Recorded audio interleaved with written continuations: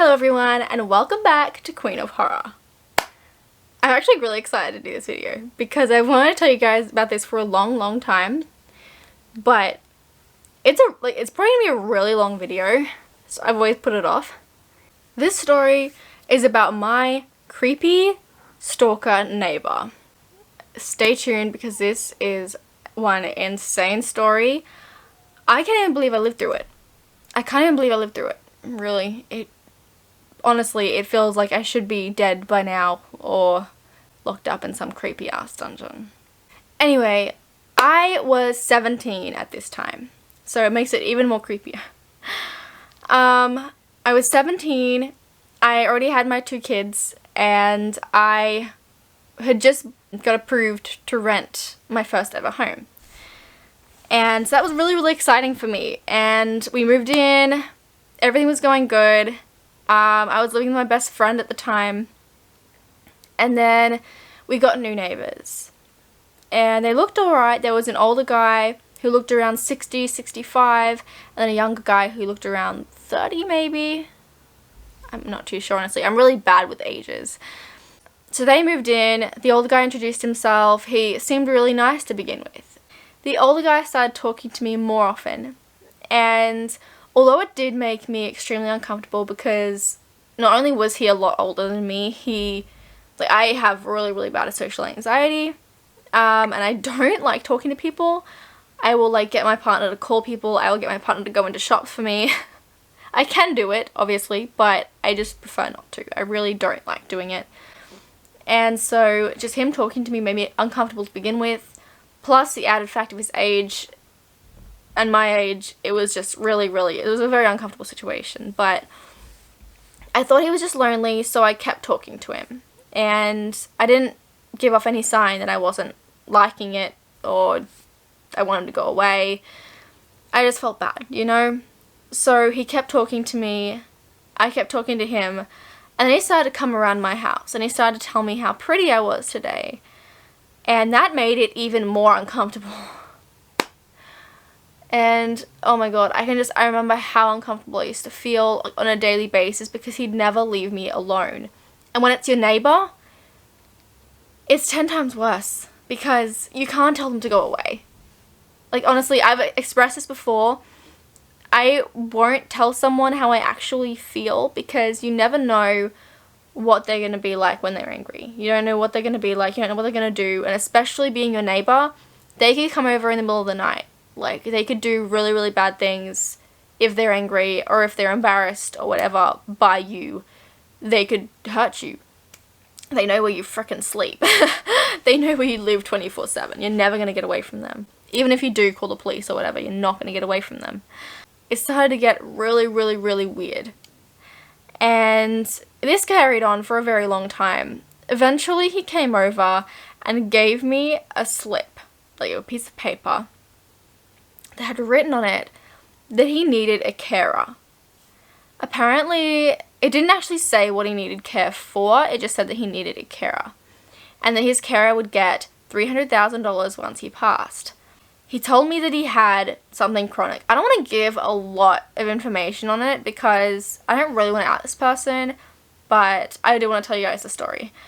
He said he had something chronic, a chronic illness, and that he would be gone in about a year. Keep in mind that he is still living in the current house, or at least he was the last time that I passed the house. Still living there. He said he would be gone in about a year, and that I would get $300,000, and holy moly, that is a lot to a 17-year-old. But I couldn't shake that it just felt wrong. And I would be having him in a house with my kids. It made no sense because I was less capable of taking care of him than his son was. His son could ride a bike and go get them food, get them whatever they needed, because he was always on his push bike. I had 2 kids, so if I wanted to go anywhere, I had to haul 2 kids around in a pram because I didn't have a car at that point.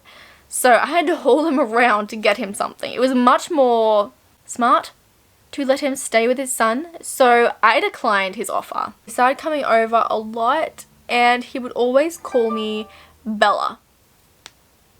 I'm pretty sure Bella means beautiful in another language. It It's just so disgusting to think back on it. It's just so horrible. I was only 17.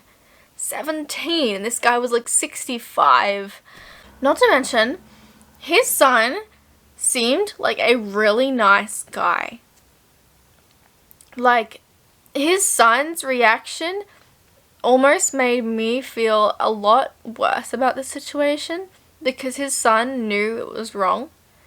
His son was the one I actually felt comfortable around because he would talk to me in a friendly way, like he just wanted to be friends. And we even watched Saw together at one point, which was really, really cool. We just sat down and watched Saw together.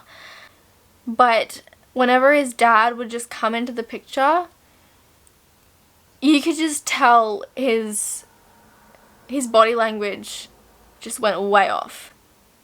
Like, he just started, he felt tense. When he was just around me, he felt comfortable. But when his dad was around me, he felt tense. He felt tense, and you could see he was very uncomfortable, and he was quick to walk away.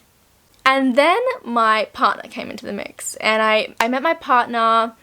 He, like, pretty much instantly moved in. Like, he didn't move in, but we were staying together pretty much all the time. So my mum let it come out to the neighbor that I had a partner now. And so he completely backed off. And I thought that was really, really nice of him. But in a way now, thinking back on it, I feel like he was just trying to be the good guy. He wanted to seem like a good guy to me. Well, it wasn't long later that my partner befriended the next door neighbors. And they all became friends. And my partner would go over and have a chat with them every now and then. This is when things get absolutely insane.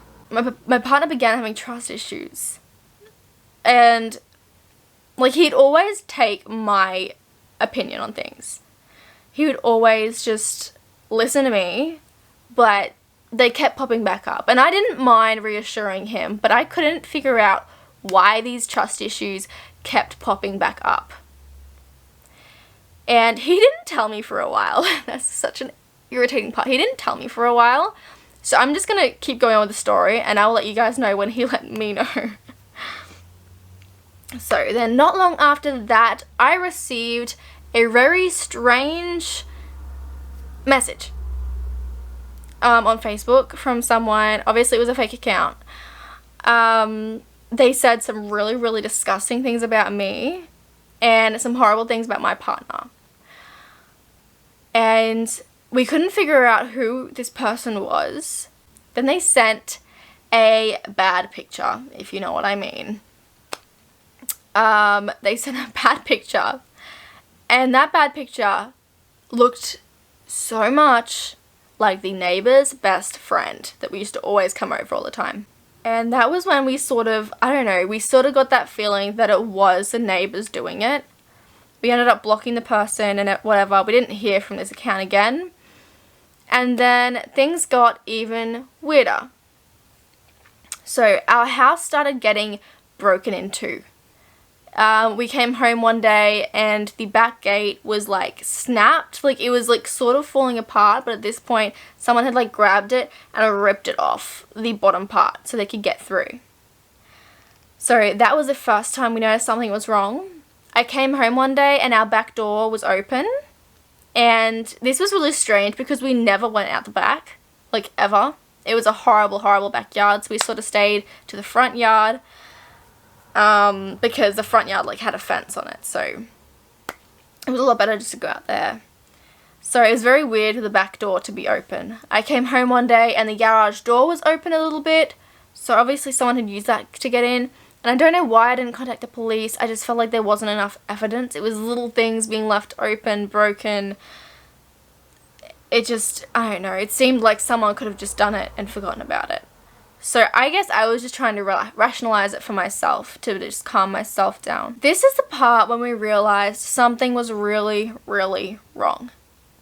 My partner was mowing the lawn one day and he came across a metal bracket on the ground. And he couldn't figure out what it was from to begin with. And then he went to keep mowing and he found another metal bracket. And as he found that, he looked around to see where it could have come from, and he realized it was off the pipe that ran up the side of my house. That pipe led to my balcony. So obviously someone has tried to grab onto the brackets to pull himself up to get onto the top of my balcony, and the brackets have broken off and they've fallen down. Maybe that might have been at one of the points when they found another entrance to my house. But someone had been coming in to my house. It was very clear then, multiple times. We would always find things open when they were closed when we left them. So I have no idea how many times whoever it was came into my house. But it was clear that it was a fair few. That was when we sort of realized that we didn't want to be there anymore. And that was when my partner told me that the neighbors had been telling him all these different stories about me, that I was coming over to their house when he wasn't there, that I had even gone over to the person down the road's house when he wasn't there. Like this new guy down the road moved in. He moved into his house, and within like 2 weeks he was on these people's side, and he was telling my partner, no, she's been coming over to my house and doing things behind your back. He was there 2 weeks and they had him on his side. And when I think back to it, whenever I'd walk down that street, I'd always feel really uncomfortable because it felt like everybody knew me. Like, it was a really weird, uncomfortable old men situation. They would always come out, they would always say hi, and I always thought it was to be polite. But when I think back on it, maybe they all knew each other. Like, this guy got around. This guy knew everybody, like, I swear. And no one really started talking to me until they moved in.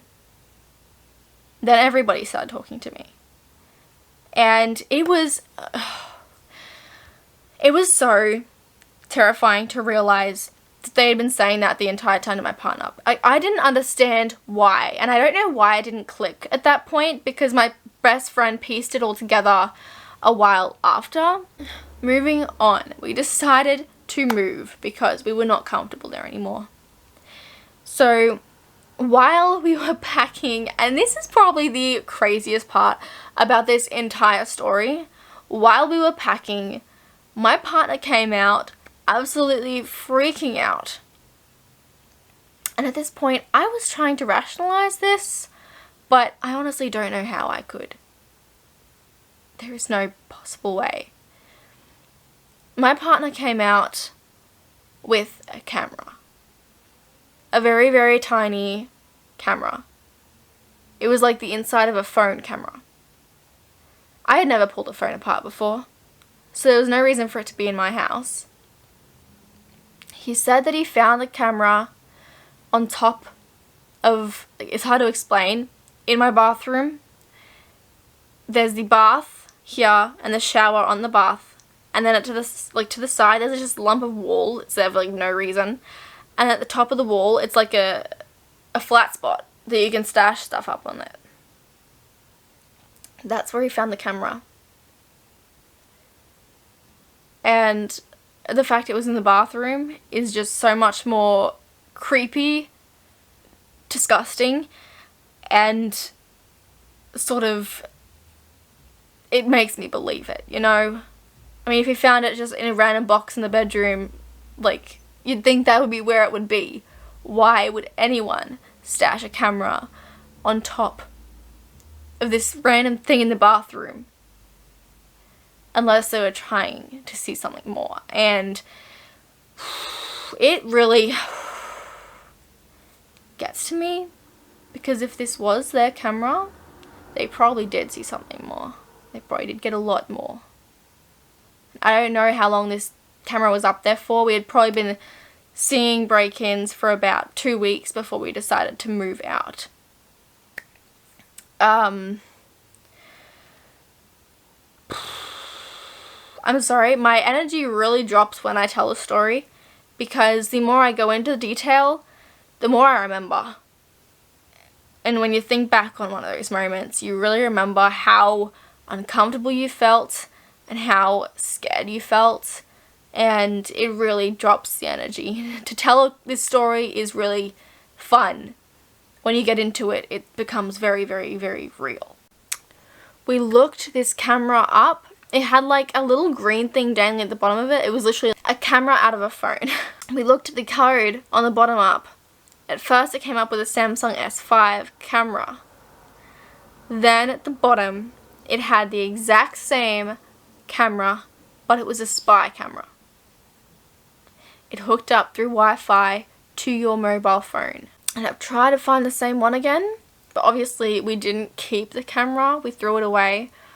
So I don't have the code anymore for it. I will post up a picture of one that looks similar to it. It has like a black thing dangling at the bottom, but this one had a green thing with the barcode for the S5. But it was pretty much the exact same thing as this camera. Anyway, we found that. I did try to, I did try to rationalize it for myself. I really did. And at that point, I wasn't that scared. I was like, okay, look, maybe it's come out of one of the phones, which makes no sense, but anyway. Yeah, so from then, we packed up our stuff and we got to moving. As we were leaving, we hadn't told the neighbour yet that we were leaving, and he saw the moving truck outside, and he's come outside and he's like, where are you guys going? Are you moving? And we were all like, yeah, we're moving out. And the nerve of this guy. He must have been so angry that we were moving and that he didn't know where we were going. He comes up and he goes, oh, put some stuff in my car. I'll help you move it. And this is so funny and so stupid because his car was a little hatchback. He had enough room in his car for like 2 boxes, and we had this huge moving truck. Why would we ever need his help? So my partner just politely declined and we kept moving. So then we moved into our new house and I met up with my best friend, and this is where she pieced together everything for me. The whole reason why they were telling my partner bad things about me, which you guys have probably already figured this out. I don't know why I didn't figure this out. Maybe it was just because I was trying to rationalize everything and trying to help myself calm down. But she said the whole reason why they were doing that was probably to get him away from me. They were driving us apart. They were trying to break us up. And he genuinely seemed like he cared about our relationship. But that was around me, I guess. So to me, the entire time, he was trying to look like the good guy when behind my back, he was telling my partner things that would make him leave me. And I'm so glad that my partner didn't believe them and he believed me continuously, time after time. Then we finally moved and everything has stopped. All the crap has stopped. The break-ins have stopped. Everything. I am so glad I have left, because I don't know what would have happened if my partner wasn't there. I don't know what would have happened. Like, putting a camera in the bathroom, that's something on another level. That's not stalking anymore. That's harassment. That is, I don't like thinking what could have happened if my partner had left. I'm just glad I got away from them. And this is just a warning that you can never trust anyone. Always lock your doors. And if you see a sign that someone has broken into your house, take it seriously. I'm really good at rationalizing things for myself. And it's probably really bad because some things shouldn't be rationalized and a lot needs to be taken seriously. There are some bad people in this world. Obviously, you guys watch my channel, you've probably seen a lot of bad people. So I hope you guys enjoyed this video. This is my first of a few I'm filming today. So maybe this wasn't like the best video to start out with. Anyway, if you liked it, please give it a like and subscribe. I'll leave a subscribe button right here and a few more videos sprinkled everywhere. This is Queen of Horror.